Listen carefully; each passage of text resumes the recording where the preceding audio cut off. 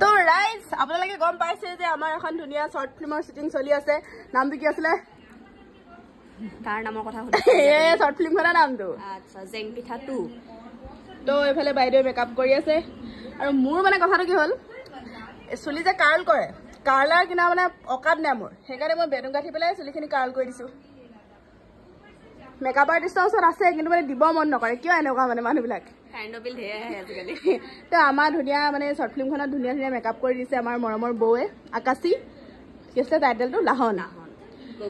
গগৈ তো মানে আৰু এটা কথা মোৰ বিয়াটো এই বৌকে মানে মেকআপ কৰিবলৈ মাতিম বুলি ভাবি আছোঁ তো বিয়া পাতিবলৈ ল'ৰা এটা পালেহে বিয়া পাতিব পাৰি হয় নাই বাৰু अब আপোনালোকে যদি ল'ৰা চৰা পাইছে বিয়া পাতিবলৈ যদি বিয়া চিয়া পাতে তেতিয়াহ'লে বৌক মেকআপ কৰিবলৈ মাতিব দেই একদম নিশ্চয় মাতিবা আৰু জেং পিঠাখন ভাইৰেল হ'বনে কিয় নহ'ব হ'ব আপোনালোকে চাব মৰম দিব কিবা এটা কোৱা নাই বাবা সকলোৱে চাব আৰু য়েছ সকলোৱে চাব বুলি কৈ দিয়া জেং পিঠাখন অ' এইটো কি আছিলে